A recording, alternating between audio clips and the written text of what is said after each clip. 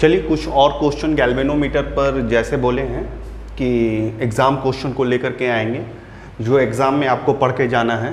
तो पहला क्वेश्चन जो उस वीडियो में भी बोले हैं कि इस क्वेश्चन स्प्रिंग पर भी पूछ सकता है। स्प्रिंग पर क्या पूछेगा आपका question, why phosphor bronze is used for suspension और हेयर स्प्रिंग। उसको लटकाने में, इसको टांगने में, ये पूरा जो सेटअप है, ये रेक्टेंगुलर कॉइल का जो सेटअप है पूरा, उसको टांगने के लिए, ठीक है, और उसका यहाँ स्प्रिंग बनाने के लिए आप फॉस्फोरस ब्रॉन्ज का इस्तेमाल करते हैं। इसके पीछे रीज़न क्या है, तो इसका कुछ प्रॉपर्टीज़ है आपको याद रखना होगा। पहला तो ये फॉस्फोरस ब्रॉन्ज बहुत ही अच्छा गुड कंडक्टर ऑफ इलेक्ट्रिसिटी होता है, गुड कंडक्टर ऑफ इलेक्ट्रिसिटी होता है। इट डज नॉट ऑक्साइड, मतलब ये जंग नहीं लगता है इसमें। दूसरा, इसमें it is a perfectly elastic, ये परफेक्टली इलास्टिक कैटेगरी में आता है। और ये नॉन मैग्नेटिक होता है, ये it is a non magnetic, और इसका स्मॉलेस्ट वैल्यू ऑफ के होता है जो स्प्रिंग कांस्टेंट में आपको। ये सब प्रॉपर्टी के चलते हम लोग यूज़ करते हैं फॉस्फोरस ब्रॉन्ज का, ठीक है। तो ये तो आपका याद रखना। देखो एक इंटरेस्टिंग क्वेश्चन तुम्हारा है कि गैल्वेनोमीटर क्या करंट को मेजरिंग करने के लिए इस्तेमाल किया जाता है, करंट को मेज़र करने के लिए इस्तेमाल किया जाता है। इसका आंसर है नहीं। करंट आपको जो गैल्वेनोमीटर है करंट को मेज़र करने के लिए इस्तेमाल नहीं किया जाता, उसको डिटेक्ट करने के लिए इस्तेमाल किया जाता है, उसको चेक करने के लिए इस्तेमाल किया जाता है कि उसमें करंट है या नहीं है। दूसरा, उसका इस्तेमाल डायरेक्शन में भी हम लोग यूज़ करते हैं कि करंट का डायरेक्शन क्या है, इसमें इस्तेमाल होता है। उसको मेजरिंग पर्पस से हम लोग यूज़ नहीं करते। ऐसा क्यों? अगर मेजरिंग उसको अगर हम लोग सर्किट में डायरेक्ट अगर देंगे ना तो करंट, वो बहुत ही हल्का करंट से उसका कॉइल इफेक्ट हो सकता, ओवर हीटेड हो जाएगा और वो डैमेज हो जाएगा, ठीक है ना। इसलिए गैल्वेनोमीटर को हम लोग सिर्फ डिटेक्ट करने में यूज़ करते हैं, डिटेक्ट करते हैं कि यहाँ पर करंट है या नहीं है, उसमें इस्तेमाल किया जाता है। तो आंसर यही होगा कि a galvanometer is a device to detect current in a circuit, cannot be used for measuring the current in the circuit because its coil likely to be damaged by current of milliampere और ampere range में भी वो damage हो जाता है। तो इसको याद रखिएगा, दिमाग में रखिएगा। ये आपको सिर्फ सर्किट में पता करता है कि ये करंट है या नहीं है, उस चीज़ का पता करता है, डायरेक्शन का पता करता है, मेजरिंग में काम नहीं आता है। मेजरिंग में काम आता है एमामीटर। आगे का एक क्वेश्चन है, बहुत अच्छा क्वेश्चन है, बहुत बार जैसे कि बोर्ड पर आपका दिया हुआ है, बोर्ड पर आपको ये जो हम दिखा रहे हैं कि यहाँ पर जो बोर्ड पर आया हुआ है, इसमें देख सकते हैं कि ये कितने बार क्वेश्चन को पूछा गया है। इस पर जो क्वेश्चन है करंट सेंसिटिविटी और वोल्टेज सेंसिटिविटी पर बहुत ही बार क्वेश्चन पूछा जाता है। मतलब इसको तो एकदम छोड़ करके एग्ज़ाम में नहीं बैठोगे। तो करंट सेंसिटिविटी और वोल्टेज सेंसिटिविटी को अब समझाने जा रहे हैं हम। तो इसका डिफिनेशन क्या होगा, करंट सेंसिटिविटी क्या होता है, इसको डिफाइन कैसे करते हैं। तो इसका डिफिनेशन बहुत ही इजी है।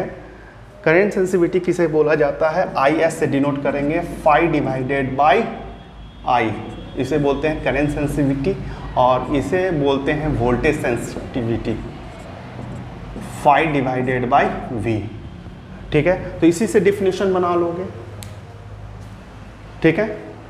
Deflection per unit current, deflection per unit current is called current sensitivity. Deflection per unit voltage, applied voltage is called voltage sensitivity. अब यहाँ पर सबसे जो इंपॉर्टेंट टर्म है वो फाई है। आपको क्या फाई का फार्मूला याद है जो पहला डेरिवेशन में किया गया था? अगर नहीं है तो यहाँ से भी हम लोग निकाल, फाई का फार्मूला तुरंत निकल जाएगा। जैसे रीस्टोरिंग टॉर्क में के फाई, और वहाँ पर रेडियल मैग्नेटिक फील्ड में NBIA, साइन थीटा तो 1 हो गया था रेडियल मैग्नेटिक फील्ड के चलते। तो बाबू यहाँ फाई का वैल्यू क्या निकलेगा, NBAA बाई के इंटू आई। तो इसी को बच्चा जब डिवाइड कर दोगे, फाई डिवाइडेड बाई आई, तो NBAA बाई के, इसी को हम लोग बोलते हैं करंट सेंसिटिविटी। ये छोटा सा एक डेरिवेशन हो गया। तुरंत ये डेरिवेशन हम लोग पहले भी किए हैं। ये स्प्रिंग टॉर्क है, स्प्रिंग में जो टॉर्क आता है वो है, और ये तुम्हारा कौन सा टॉर्क है जो रेक्टेंगुलर कॉइल में आता है। दोनों कॉइल का इक्वेट कर देंगे, इक्वेट करने के बाद फाई बाई आई जो वैल्यू आएगा उसी को करंट सेंसिटिविटी बोलते हैं, ठीक है। ऐसा भी टीचर लोग बोलते हैं, जैसे फाई का फार्मूला तुम अगर याद किए हुए हो, अगर फाई का फार्मूला तुमको याद है तो डायरेक्ट बैठा करके भी निकाल सकते हो। डिफिनेशन में तो आई एस तो आ ही गया है। फाई का वैल्यू क्या बैठाओगे, N B A I by K into I, I cut जाएगा, फिर से भी वही फार्मूला आएगा। इसमें सबसे जो इम्पॉर्टेंट टर्म है वो इसके फैक्टर, किन किन फैक्टरों पर डिपेंड करता है, तो number of turn, magnetic field, area और तुम्हारा के जो कि स्प्रिंग कांस्टेंट होता है उसका वैल्यू है। तो इन बातों पर डिपेंड करता है। तो चलो इसी से रिलेटेड और वोल्टेज सेंसिटिविटी भी कर लेते हैं, उसके बाद ये क्वेश्चन करेंगे। तो वोल्टेज सेंसिटिविटी करने के लिए हमको क्या करना पड़ेगा,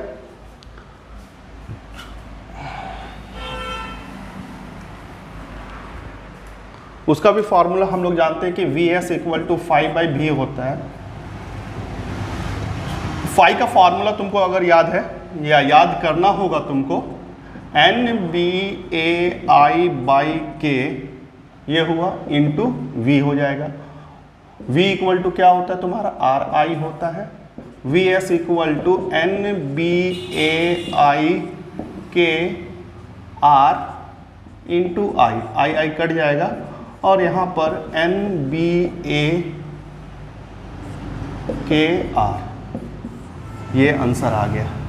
ठीक है, तो करंट सेंसिटिविटी और वोल्टेज सेंसिटिविटी का डेरिवेशन कर चुके हैं और ये आ गया। ये इसमें बहुत इंपॉर्टेंट, आप लोग एग्जाम में ये फार्मूला नहीं भूलना है, क्योंकि यही factor affecting the current sensitivity को कैसे तुम इंक्रीज कर सकते हो और वोल्टेज सेंसिटिविटी को कैसे इंक्रीज कर सकते हो, इस अगर वो सवाल रहेगा तो यही तुमको मदद करेगा। ये नंबर ऑफ टर्न है, मैग्नेटिक फील्ड है, एरिया ऑफ द कॉइल है, स्प्रिंग कांस्टेंट है, ये सब फैक्टर है जिससे करंट सेंसिटिविटी को इंक्रीज किया जा सकता है। लेकिन सबसे जो अच्छा फैक्टर है जो हमारे कंट्रोल में है वो हमारा एन है। ऐसे तो हम मैग्नेटिक फील्ड को, एरिया को और के को घटा करके भी हम कर सकते हैं, लेकिन सबसे इसमें बेस्ट इजी जो तरीका है करंट सेंसिटिविटी को बढ़ाने का वो है number of turns. Number of turns बढ़ाएंगे तो आपका करंट सेंसिटिविटी इंक्रीज कर जाएगा। लेकिन सवाल क्या पूछता है, इसी पर एक सवाल पूछा गया है, increasing the current sensitivity may not be necessarily increase the voltage sensitivity of A galvanometer justified. कहता है कि जो करंट सेंसिटिविटी को इंक्रीज होने से ये जरूरी नहीं है कि तुम्हारा वोल्टेज सेंसिटिविटी इंक्रीज करेगा, वो कांस्टेंट भी रह सकता है। अब तुम देखोगे कि यहाँ पर बहुत सारा जो फैक्टर है, एन बी ए के, इसमें भी है। अगर नंबर ऑफ टर्न्स को बढ़ाएंगे तो करंट सेंसिटिविटी तो इजीली इंक्रीज हो जाएगा, इसमें कोई डाउट नहीं है, डायरेक्टली प्रोपोर्शनल है।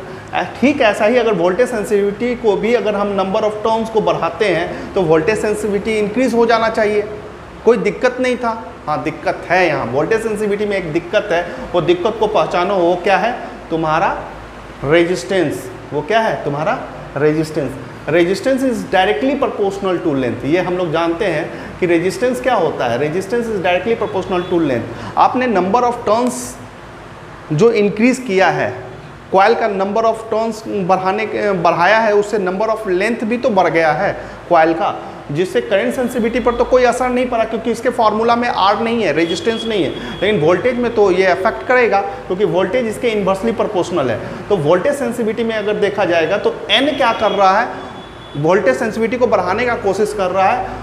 ठीक उसी तरह से रेजिस्टेंस क्या करेगा, रेजिस्टेंस इंक्रीज होगा, क्योंकि एन आपने इंक्रीज किया है, लेंथ बढ़ा होगा तो रेजिस्टेंस भी बढ़ा होगा, और रेजिस्टेंस उस चीज़ को डिक्रीज करने के लिए करेगा। तो इस फैक्टर में वोल्टेज सेंसिटिविटी में देख रहे हैं, एक फैक्टर इसको बढ़ाने का कोशिश कर रहा है वोल्टेज सेंसिटिविटी का, और तो एक फैक्टर उसको डिक्रीज करने का कोशिश कर रहा है रेजिस्टेंस। तो ना ये इंक्रीज होगा ना ये डिक्रीज होगा, ये कांस्टेंट रह जाएगा। लेकिन यह असर करंट सेंसिटिविटी पर देखने को नहीं मिलेगा, करंट सेंसिटिविटी इंक्रीज कर जाएगा। इसके पीछे सिंपल सा रीज़न है, इस फार्मूला में आर है और इस फार्मूला में आर मतलब रेजिस्टेंस नहीं है। तो increasing the current sensitivity may not necessarily increase the voltage sensitivity of A galvanometer justify. तो ये फार्मूला लिख करके उसे समझा सकते हो, ठीक है।